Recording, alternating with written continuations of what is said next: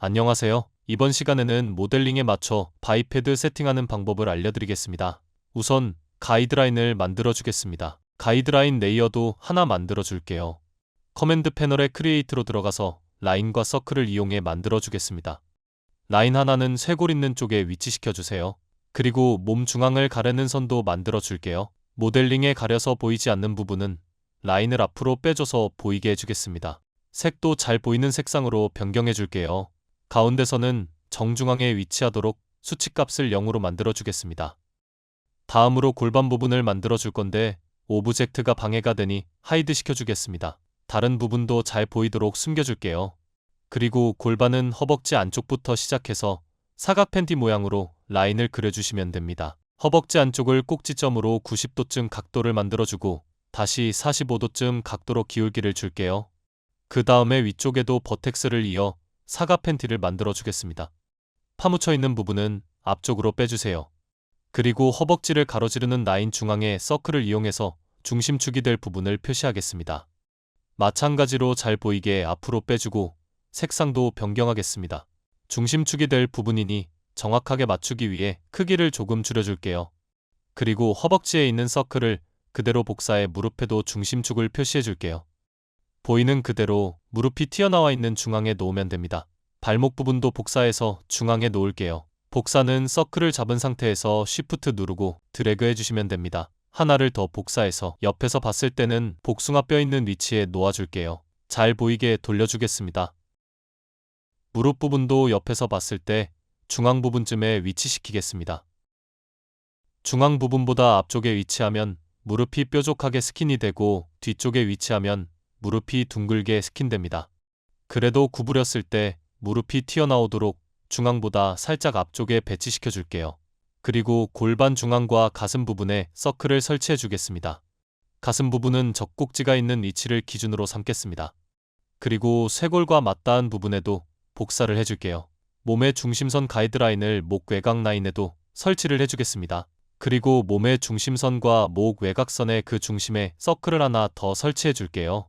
이 부분은 어깨의 중심축이 될 부분입니다. 몸의 중심과 쇄골에 위치한 곳은 목의 중심축입니다. 그리고 서클을 하나 복사해서 이번엔 얼굴 중심축을 설치해 주겠습니다.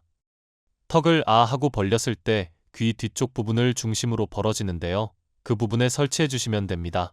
그리고 다시 앞으로 와서 팔도 다리와 마찬가지로 팔의 중심 부분에다가 설치를 해주시면 됩니다. 팔이 나오기 시작하는 곳과 팔꿈치 부분, 손목 부분에 각각 설치해 주겠습니다. 팔의 다른 각도에서도 중심 부분에 위치하게 세팅해 주시면 됩니다. 네, 이렇게 바이패드를 만들기 전 가이드라인 세팅은 완료된 것 같습니다. 레이어가 활성화된 곳에 생성된 오브젝트가 들어가기 때문에 바이패드 레이어를 따로 만들어 활성화해주고 바이패드를 생성하겠습니다. 커맨드 패널의 크리에이트에서 시스템에 들어가면 바이패드를 생성할 수 있습니다. 바이패드를 생성 후 바로 피규어 모드로 들어가서 위치를 조정해줍니다. 먼저 월드 중앙에 놓고 바이패드 001은 앞으로 콤이라고 부를게요. 콤은 옆에서 봤을 때 중앙에 오면 됩니다. 그리고 모델링에 맞춰서 뼈의 구조를 세팅해주겠습니다. 먼저 스파인은 3개로 설정해주세요. 스파인은 상체뼈입니다. 그리고 손가락은 5개에 3마디씩 세팅하면 되겠죠. 발가락은 1마디만 설치하면 됩니다. 바디 타입은 개인의 취향에 따라 바꿔주세요. 저는 클래식으로 맞춰주겠습니다. 그리고 콤을 더블 클릭해서 전체 선택한 다음에 우클릭, 오브젝트 프로퍼티스로 들어가서 디스플레이 에즈 박스를 체크해 주겠습니다. 그러면 이렇게 투명한 박스 모양 형태로 바꿀 수 있습니다.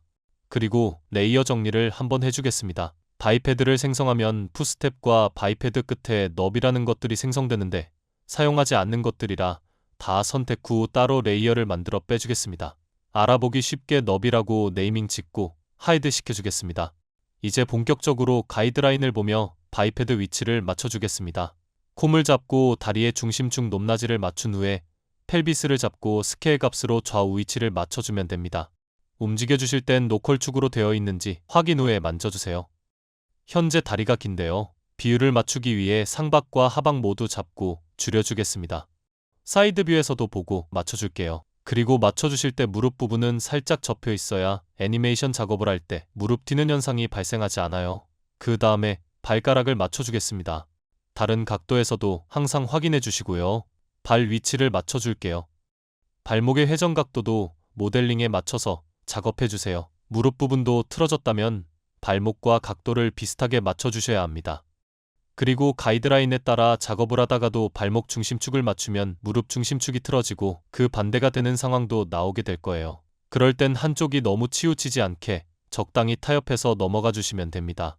현재 발목을 복숭아뼈가 있는 가이드라인에 맞춰줬는데 발 뒤꿈치 부분이 남아서 뒤로 움직여주면 중심축이 틀어지잖아요. 이 부분은 언클 어태치 부분을 조절해서 발 뒤꿈치 부분만 움직여줄 수 있습니다.